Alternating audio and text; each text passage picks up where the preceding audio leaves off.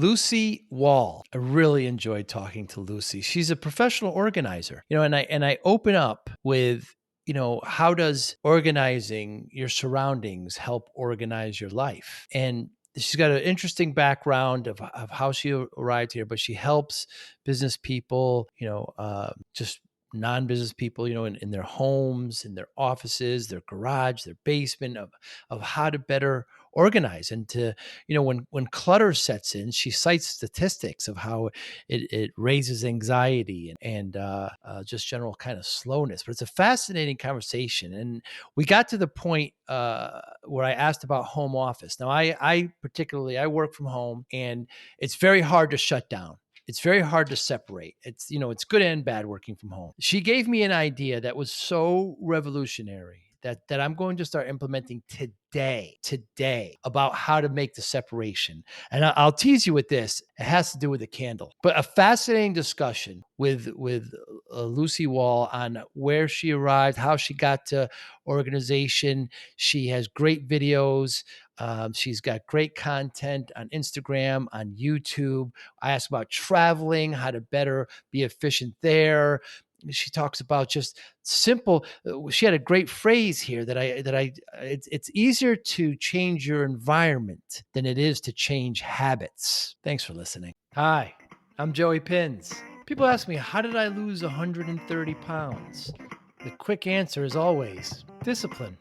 I started my business, wasn't paying attention to my health, was eating too much, drinking too much sweets. My daughter was born. Next thing I know, I'm pre-diabetic. I have hypertension. I knew something had to change. Discipline. I, like many of you, have faced many challenges in your career, in your family, in your life, in your faith. How did you attack them? How did you approach them? How did you solve them, hopefully? It all had to have some degree of discipline.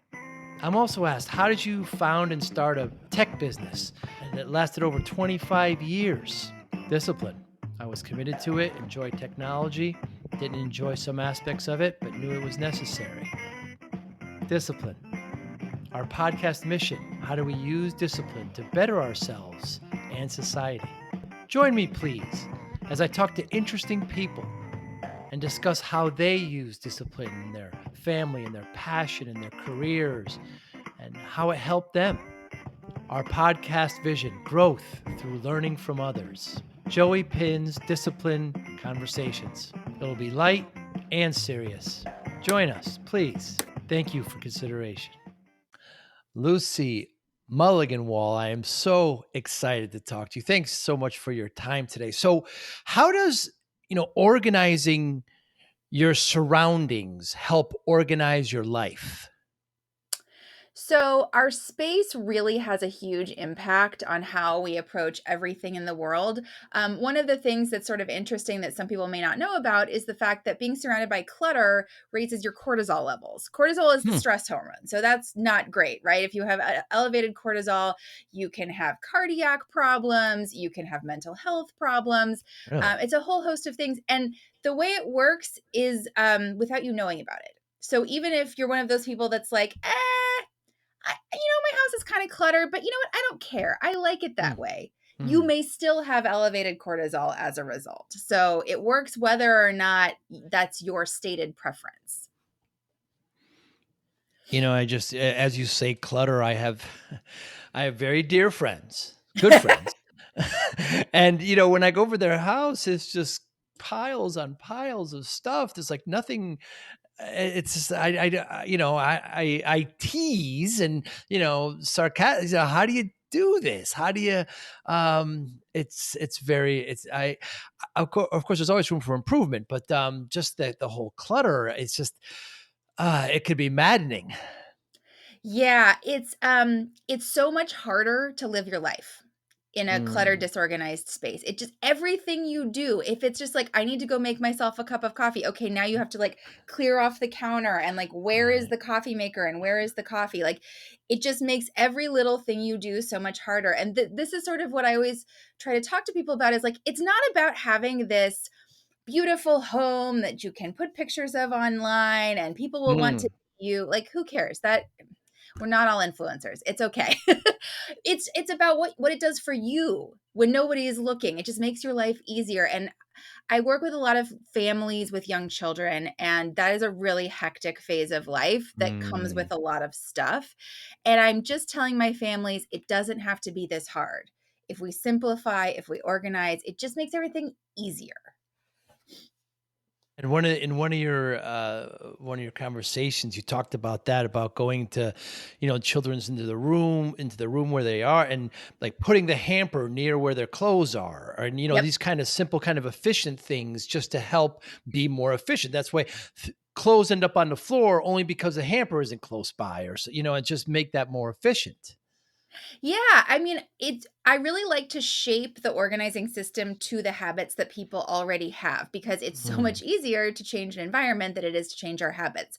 Now, I sometimes have really motivated clients and they're like, this is a new habit. I want to obtain this habit. It's really important to me. And so then we shape the environment to encourage that new habit. But again, when someone is going 90 miles an hour and things are flying all over everywhere, you just need to make it work so that they don't have to think Mm. about it. Lucy, I mean, we need to pause on that. I mean, it's easier to change your environment than to change a habit. Yes. I mean, that's a Yes. fundamental piece of advice.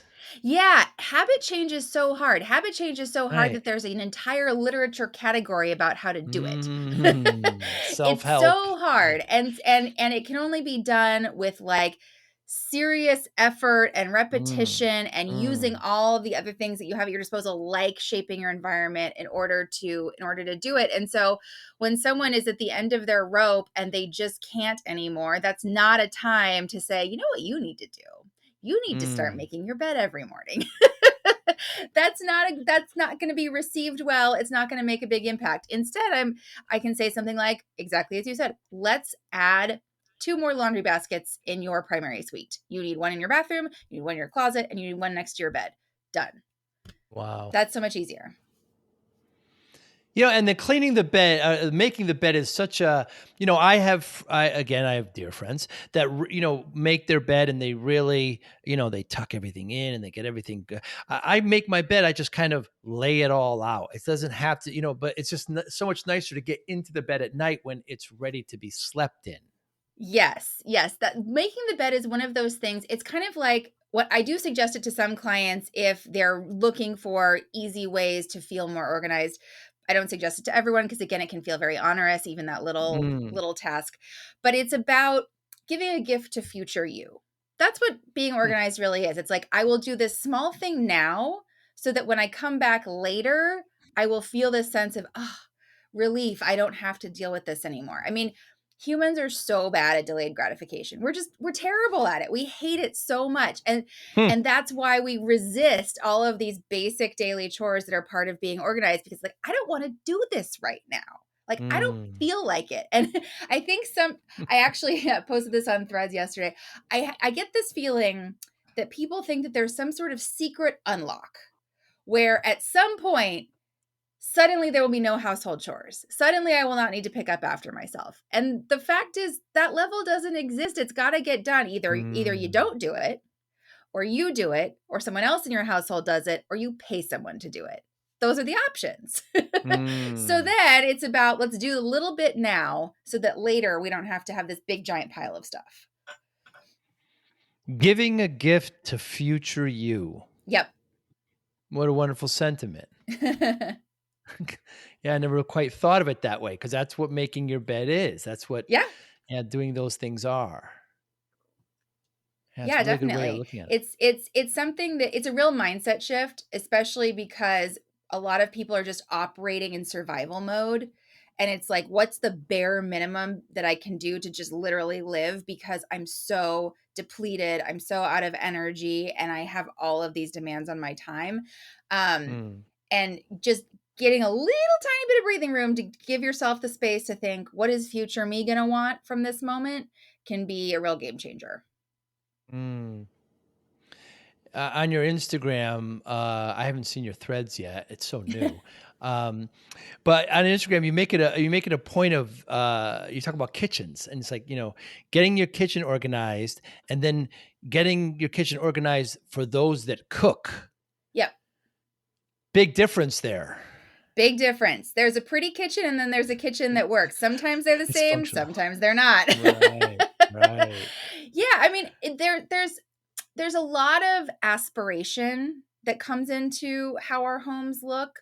There's this lifestyle that we want, that we imagine for ourselves, and then there's reality, and sometimes they overlap and sometimes they don't. Mm, And I'm very much about reality. Like, if you don't cook, that's okay. It doesn't make you mm, any less valid of a person. It doesn't mean that you're not sustaining your family well. There are other ways to feed everybody in your household that don't involve you cooking a from scratch meal every day. There are lots of options. But if you're trying to shape your space for a cook at home everyday lifestyle, but that's not your lifestyle, that space is not going to work for you. So it's mm, about just meeting yourself where you are and just saying, this is how I live right now. I'm okay with that. Let's make it the best it can be right here, right now. And if in the future I decide I want to get into cooking, I decide I want to get into baking, you can change the space. It's not set in stone. mm. Now your background is very interesting. You're New Jersey. You went to Princeton, I and did. then yeah, and then a dramatic shift. You're in the Bay Area now. Your first kind of your first gig was fundraising there at Stanford. And so, Yep. how did you arrive where you are after that to where you are now? Yeah, so I was working at the Stanford Office of Development, which was a great, great job. Had a wonderful manager, and I was sort of looking to accelerate that career. So I applied to business school and ended up going to UCLA for my MBA, and was going to go back into fundraising. And it was a little bit of a when I started interviewing, and it was okay, great. You've just had these 2 years where you've explored and learned and whatever. And we would like to give you the same job with just like another zero tacked onto your goal for fundraising. Wow. And I just thought it really, so business school has it has a bad reputation in a lot of places for being a sort of useless degree, or it's only for a place for management consultants to park for 2 years and party. Mm, And maybe at some mm, schools that's true. When I was at Anderson at UCLA, it was an amazing experience full of people who really wanted to be there, really wanted to learn, really wanted to career shift. And so everyone was exploring and growing and learning. And I threw myself into it in a way that I didn't in college. I did all the things. And so coming out of it going, well, you're just going to go back to where you were, that was pretty depressing. mm, And so then it became a question of, I've literally spent the last 2 years thinking this was what I was going to do. Now I have to shift. What are my other options? And my only career was in fundraising. Hadn't done anything else. So going into, marketing or finance or whatever was going to be a real, real tough one. So the inspiration was actually all of my fellow classmates. Number one, a lot of them were starting businesses. mm, And that would have never been on my radar before I went to business school. I never would have thought of myself as a business hmm, owner. But because all of my friends were doing it, I was like, well, if these people are starting a startup, surely I can start a small business. Can't be that hard, right? And then it was, well, what do I do? And I don't want to go to more school anymore, right? We've already done that. mm, So what am I good at? Talking to friends and family, and also seeing the people that I went to school with, incredibly brilliant people, like managing to launch careers and do cool stuff. And some of them in sort of like disorganized spaces. And I thought to myself, what happens if you take really high functioning people and you make home work better for them? What mm, happens then? I think it's a real my hypothesis was it could be a real upgrade. It could be a real game changer. And so I went into organizing from the perspective of, this isn't just for stay-at-home moms in the suburbs. This is for everybody. This is for professionals. This is for single people. This is for people with no kids. This is for people with kids. Getting organized will level you up. So that was sort of the originating inspiration. mm. And so you took it upon yourself to work on it yourself, and then you had some friends, and you branched out, and eventually you got clients. Yes, pretty much. Yeah, I just started talking about it to everybody, and my first client actually was a woman I was on a trip with. And I just was practicing talking to people about it, because that's what you do. You network and you talk about it and you put it out Yeah. into the universe. And she said, "All right, well, when we get home, I'll be your first client. Just call me up." And she Hmm. was. Wow. And, let's talk about, the pandemic has pushed a lot of people home, right? Yeah, And there's good and bad there. And I suffer from this too. It's so difficult sometimes, Lucy, just to put the laptop down, right? yeah. Because you're right there. It's only in my case, it's only feet away from the kitchen or from the bedroom, or and so you're always there. It's good and bad, but I need to be able to separate sometimes from that. What do you do in these cases? Yeah, I mean, it's about that shaping the space to make the habit easier. So, I mean, obviously Mm, the gold standard is you have a home office and you can shut the door. That's easy. But right. we don't all have that much space, right? So then it's how can you make it so that you can physically close some kind of door? Maybe you have a desk in a corner of your living room and you can close like a cabinet door on your monitor, or maybe you just close your Hmm. laptop, or maybe if you don't even have a desk at all, I've even suggested people have a tray with their laptop and maybe like their notepad and stuff on it, what they would need to work, and when they are done they can literally get up and take the tray and put it on a shelf so that Wow. it's in a different spot and it's not on that coffee table or on that dining room table like Hmm. calling to you being like work on me, work on me. Right, right, right. Yeah, because it pulls you in, and It on a does. weekend and, I find myself, watching, this weekend, there's some great sporting events on, and I watch, then I come back and I say, "Oh, let me just check a couple emails." Before you know it, Uh-huh. an hour is gone, and I said, "What am I doing?" This can wait until tomorrow, and it's very interesting because when you physically close the laptop or close the door, it does something to your mind, right? It's now Yeah. separates you. That's a very important factor there. Yeah, it's definitely about those triggers that your brain learns to associate with, "Okay, I'm done now." I Mm. even do it in the reverse. My husband calls it the productivity candle. If I'm doing deep work, I will light a candle, and that's, like, my Huh. signal that, like, we're focused here, I'm here, and it's also his signal to, "Uh-oh, she's working, don't bother her." That's a really good idea. I remember as a kid, my buddy had a drum set and his mother was a real estate agent, and she had some little switch on her desk and a little light would light up in front of my buddy's drum set. If it's on, you can't play the drums, you can't talk loud. And I guess that's That's really the genius. equivalent of lighting a candle. That's very, very cool. That way everybody else knows, and it's also a signal to yourself. Okay, I'm on the clock now. I'm looking over, by the way. I just happened to pull out a candle this weekend. And I said, I'm going to start lighting it. I'm pointing at it now, Lucy. And I'm thinking, that's a really good idea. Have it on during business hours. Yeah, or even just I mean, I don't have it on during all business hours because my schedule is very, very, Right. unpredictable. Fluid. Sometimes I'm at Yeah. client site, sometimes I'm at home. So it's like when it's like I need to focus on this project and be in a space where I can be creative and really think deeply about this, that's kind of when I do it. But I mean, it's Mm. choose your own adventure, right? Like whatever works for you. Yeah, that's very, that's a great, great insight. And another thing I saw on your Instagram is organizing luggage. Yeah. So I travel a lot. Me I've too. been very fortunate to be able to travel most of my life. My husband travels a lot for work, and so we create trips based on that. Mm. The nice thing about owning your own business is you can sort of dictate your own schedule. And so I've become very, very good at packing carry on only. Because if you Me travel a lot, too. especially internationally, you don't want to be at the mercy of the baggage Ah, checking yes. system.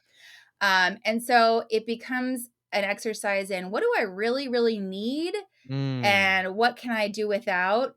And I find that that is a lesson for the rest of my life. Because if I Hmm. only need a carry on for 2, 3 weeks traveling, then what do I not need that's in my house Right. in the rest of my life?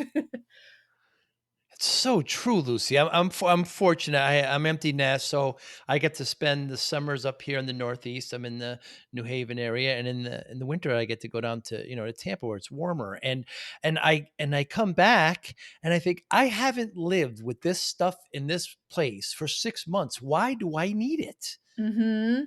Mhm. Yeah, it's those experiences that take you out of your comfort zone that make you realize that all the things that you maybe thought were so important aren't important. And Yeah. I really encourage my clients to declutter as much as possible because it's so much easier to be organized when you have less stuff. I mean, I tell this anecdote all the time, but it's so true. Every client I've ever had, I don't care how big the place was, and I have done like 600 square foot studios. I've done Wow. 6,000 square foot houses, Wow. everything in between. And the client will say, you know what the problem is? I just don't have enough storage. Ah, And to me, having heard this so many times in so many different houses, I just think, I don't think enough storage exists. I right. don't think that's the problem. I think the problem is that we have too much stuff. I mean, I would say probably almost everyone has too much stuff. If you define too much as there are superfluous things that you don't need, I probably have Mm, too much stuff. I mean, we probably do a purge of some areas of our house every 6 months or so. wow. Um, but you have to keep doing it because stuff keeps coming in, It you know? does. It does. Yeah, so I guess we're kind of treading on the minimalism, right? Just Yeah. uh, when I sit and think like what do I need? Like 10 things. Even to the point I know people love to read I love to read books as well, but I like them on the Kindle. I don't mind reading electronic versions. I know people like turn page. So I Yeah. mean, my music, I don't have CDs anymore because that's all streaming. I don't have discs or DVDs because that's all straight. My technology. I like to play guitar. My golf clubs, some clothes. I don't know what else I need. So decluttering really becomes a kind of a minimalization task It in some does, and ways.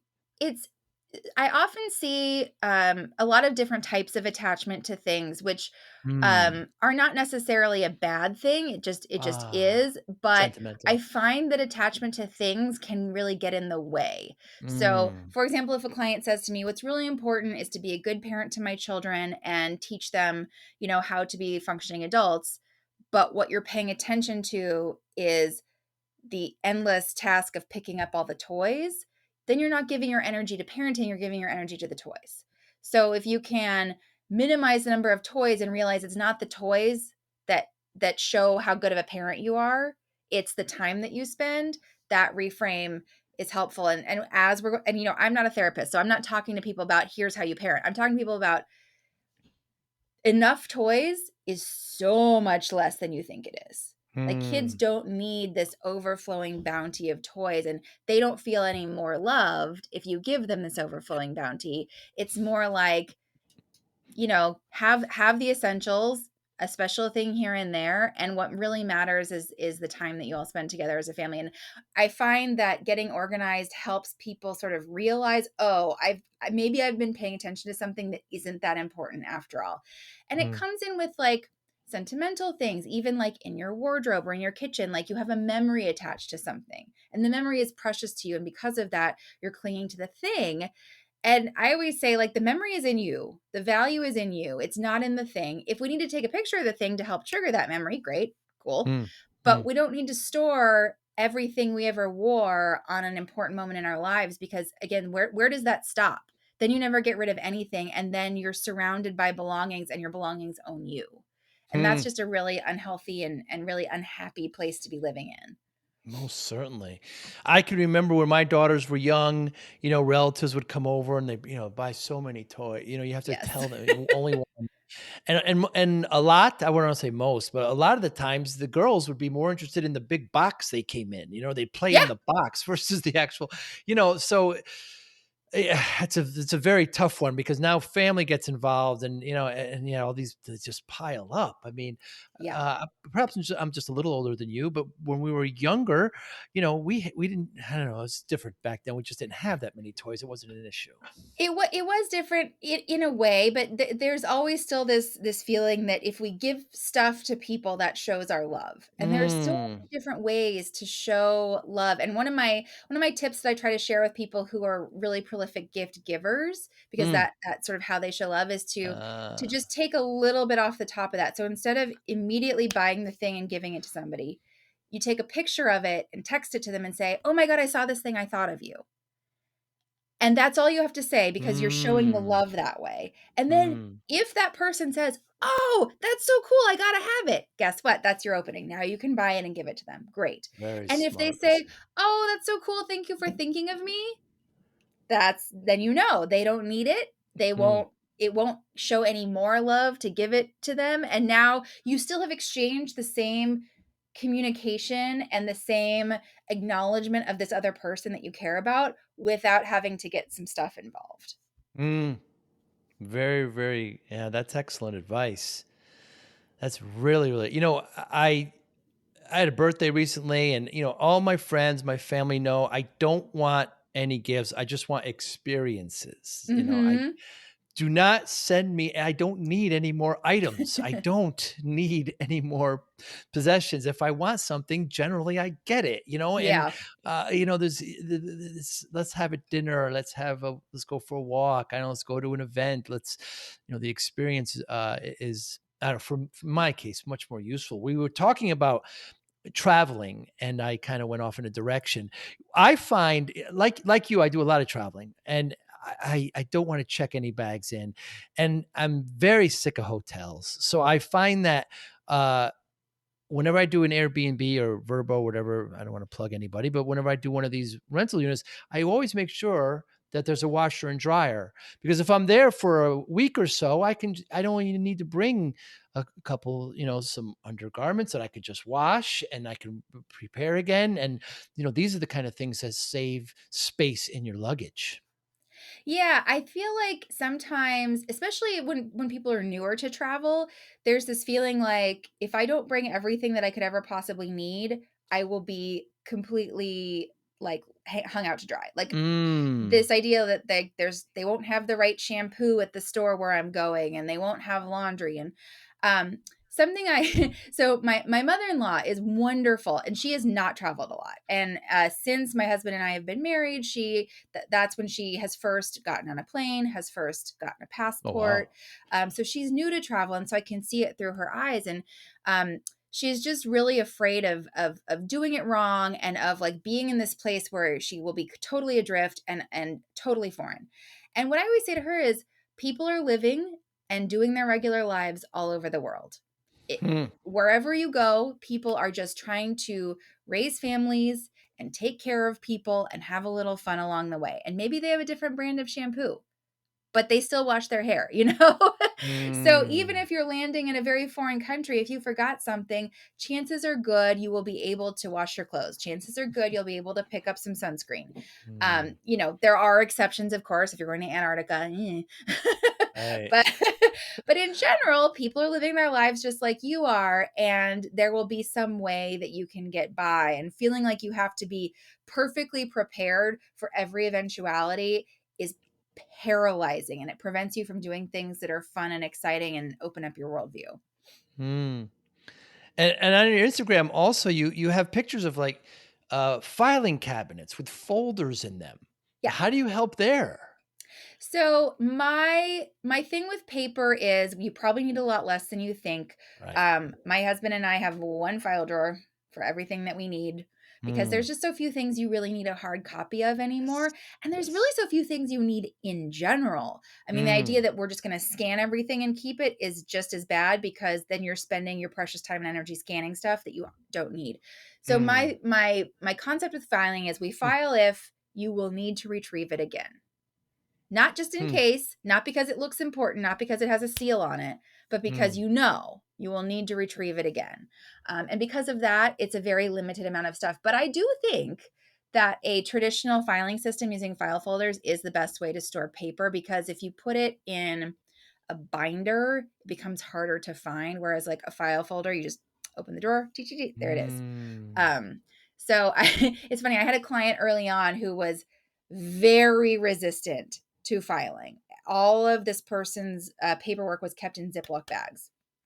And I was new, and I was sort of like, I really don't think this is going to work for you, but okay, we'll do the Ziploc bags. And it turned out that this person associated filing with work in a very negative Ah. way. And it was like, I cannot have file folders in my personal life. That's for work. I hate it. And Hmm. so in that kind of situation, I can be a little bit more flexible. But if you don't have any particular baggage attached to the idea of file folders, it kind of works the best. I mean, it's old school, but it works for a reason.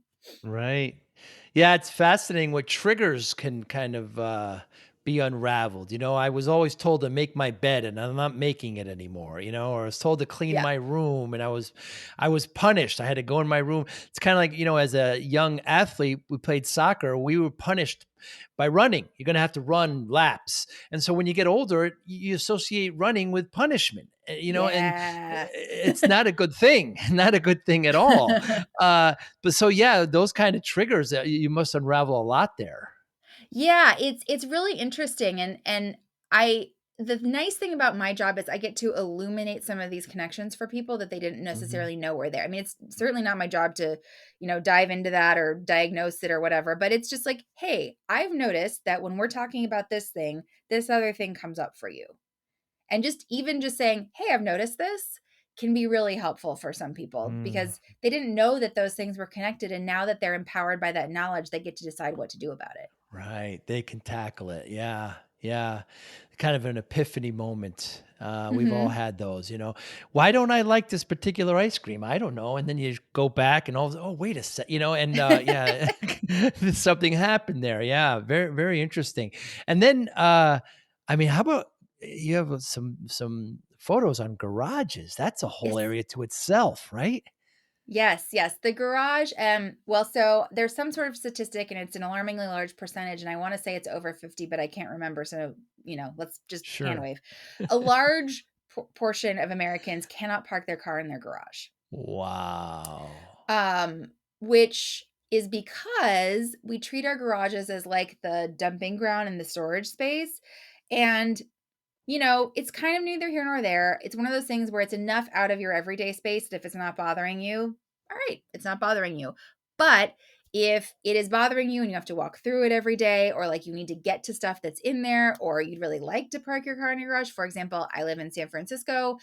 We have a little bit of a car break-in issue in Mm, our city, and it would be safer to park your car in your garage. And yet, even in the city, people's garages are just full of stuff. So wow. if you have a goal for that space, having it just full of stuff is not gonna help you. And I really like to get into the let's get out of the just in case mindset and get into the mindset of this is where I'm storing things for a particular reason.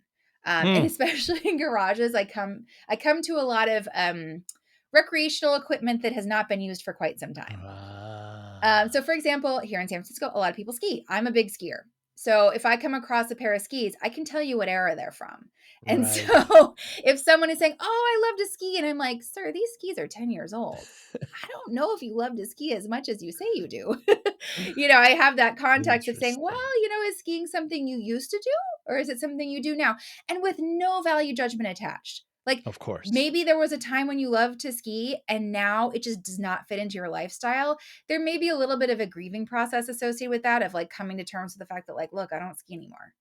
And then, what I suggest to people is like, let's make a plan. Either, you go, well, I've been really missing skiing. Let me make a plan. Let me make a plan to go skiing this winter, use my equipment, figure out if I need to get some new equipment, figure out if this is the Mm, right equipment.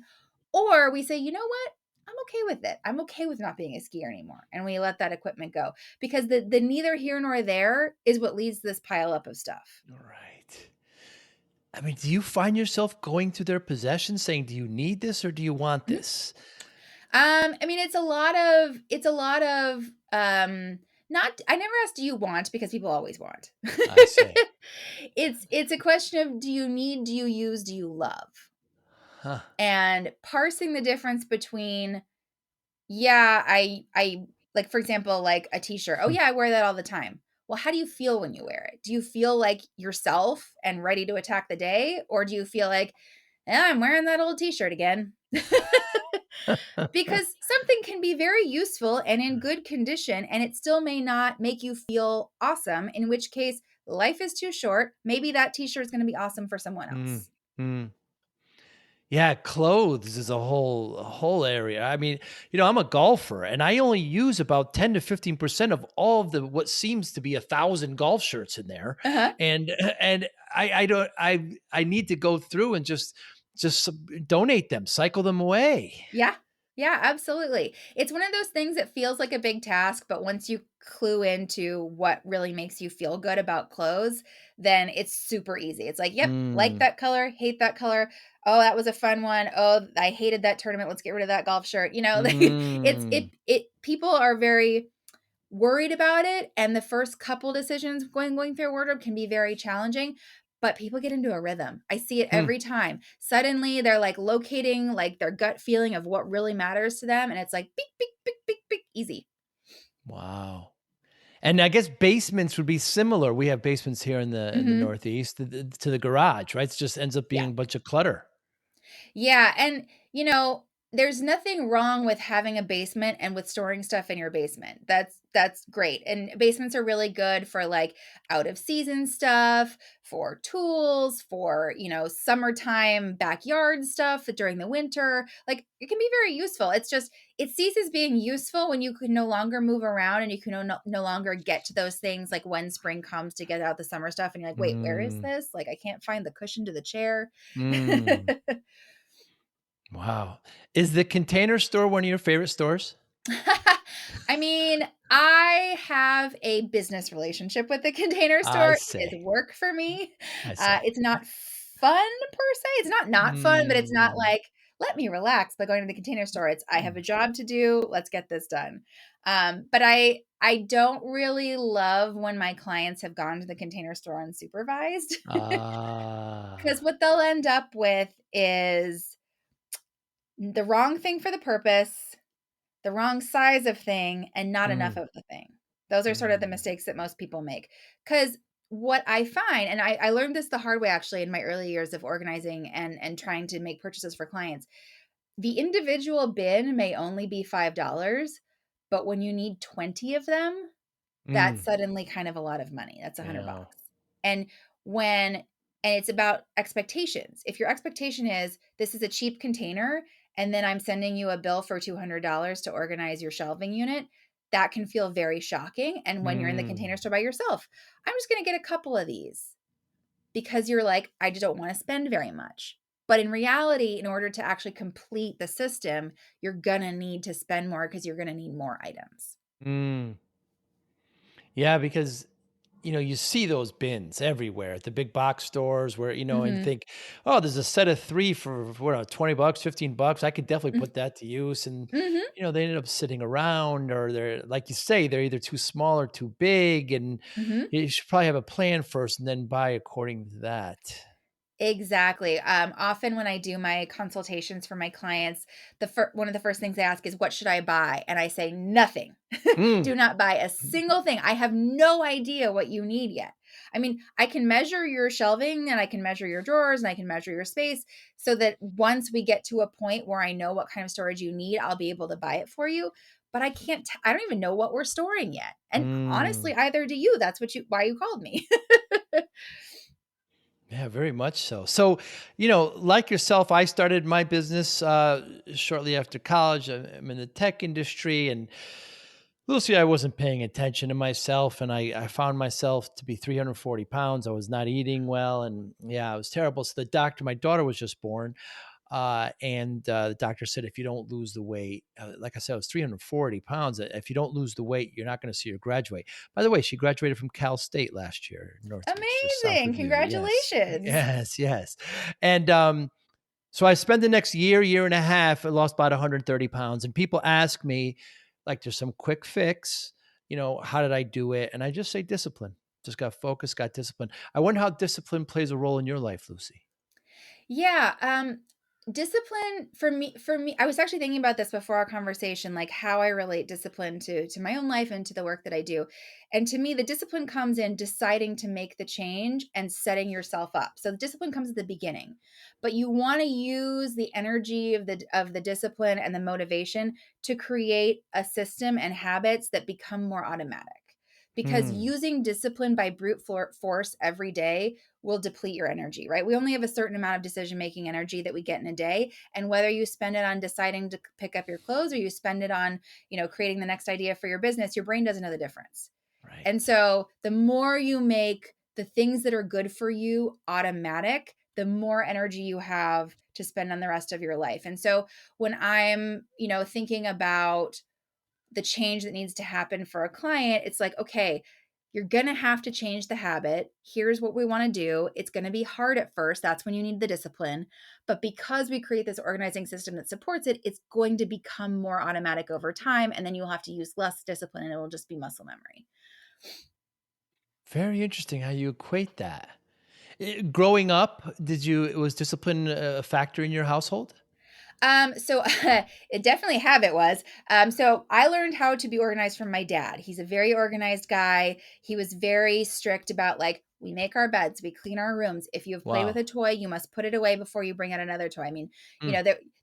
when kids put Legos together in our house, it was, well, I hope you have fun with the Legos. You better break that down and put it away by the end of the day. Wow. so, so in that way, there was a lot of structure, but also because that was reality from when I was born, it was sort of second nature. Like I knew the rules. Like I know at the end of the day my playroom has to be picked up. There you Mm. don't fight about it. It just like is. And sometimes you're a kid and you're like, I don't wanna, but it's like, well, that's the expectation and that's what you do. Wow. Wow, that's fascinating, and you brought that all the way through your career now. Yep. Yep. I'm a very like, I wouldn't say regimented person. I'm a very practical person, Mm. straightforward. Not a lot Yes. of woo in my life. And so I draw a really direct connection between what I do and what happens. And if you can see that connection, it makes it a lot easier to change what you do. And then back to discipline, you don't have to brute force everything. You can sort of use these reframes like we've talked about, like giving a gift to future you. That's a reframe that makes it a lot easier to have discipline about something because you know why you're doing it. Mm. Hmm. Like you Lucy, had your why. Your why was your daughter. I did. Helping That people find the why for being organized makes it so much easier. makes it why. Yeah, yeah. Constantly, we have Mr. Sinek, Simon Sinek, to thank for that, right? So you know, why do you want to, why? Why do you want to lose weight? Well, I want to lose weight. Why? Do I want to be healthier? Why? And I want to be there for my kids. You Yeah. keep drilling down. Lucy Wall, what motivates you? Um, it's kind of corny, but feeling like I am a contributing member of society motivates Mm. me. Feeling like I'm giving more than I'm taking. I'm in a position where I'm very lucky that I don't have to worry about where my next meal is coming from, where my next Mm. paycheck is coming from. Mm. And so when you remove that sort of survival motivation, then you have to find something bigger. And for me, it's about something larger than myself, whatever that may be, whether it's contributing to a nonprofit organization, whether it's helping people through my business, whether it's being there for my family. And my husband and I don't have children. We've made that choice. We're very happy with it. And because of that, that frees me up to be there more for the people in my life who do have kids, to be a good auntie, to be the person that somebody can rely on. And that's been very fulfilling for me. Mm. Oh, that's wonderful. And how do you measure success? Um, Again, it's not the traditional measure of success for me because I have discovered over the past few years, like, I have enough. I'm Mm. lucky. Like, I have enough things. I have enough wonderful people in my life. I have enough travel that I get to do. Like, I'm so lucky. I'm so grateful. So then what is success? Well, success is how are my relationships doing and how am I contributing? It's back to that because I truly do have enough, and I think more of us have enough than we realize, and realizing that can be a huge game changer and really help you figure out other definitions of success. Yeah, that's wonderfully said. That's wonderfully said. And interesting thing about you, you say you and your husband have passion of food, hiking, travel, but rescuing pit bulls. Yes. Well, usually there's a dog right here on this Yeah. couch, but I had her out of the room for the interview. Yeah, so we're big dog lovers, and our first dog together was a rescue dog. He was a lab mix, and he unfortunately died very young due to an autoimmune condition. Mm. And I had always like followed pit bull rescues online and on Instagram and stuff, but I thought, for our first dog, that seems a little challenging. Let's like get a different kind of dog first.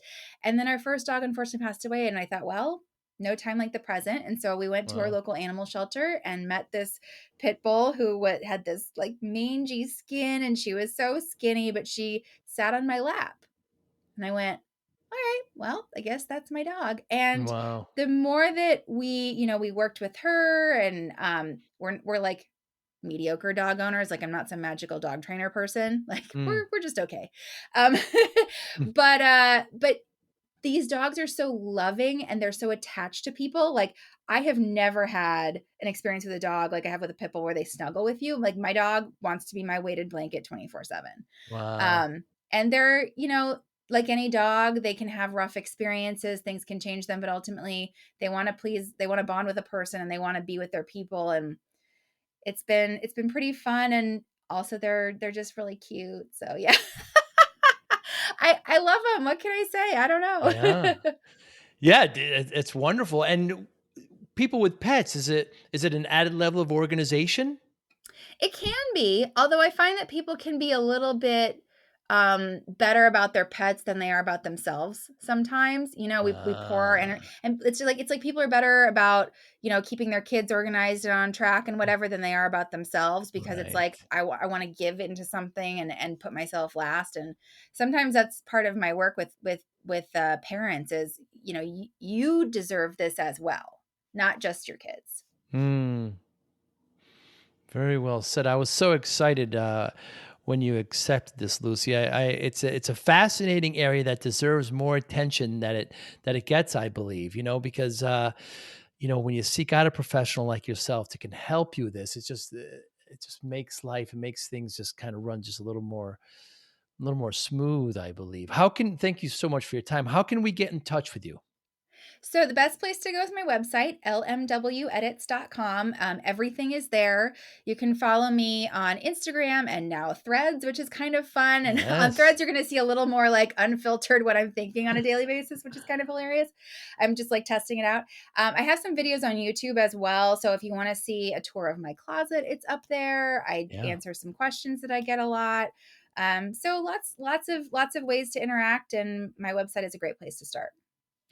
LMW, Lucy Mulligan Wall, of course. That's right. Edits, EDITS.com. Your YouTube is great too. You've got like you say, you walk through, you're showing your closet, you're walking through areas. It's really, really great content. And I really appreciate your time. And next time in the Bay Area, perhaps your husband, you and I can get a cup of coffee. Absolutely. I would love that. Thank you so much for having me, Joey. I really appreciate it. Lucy, you be well. Talk to you soon.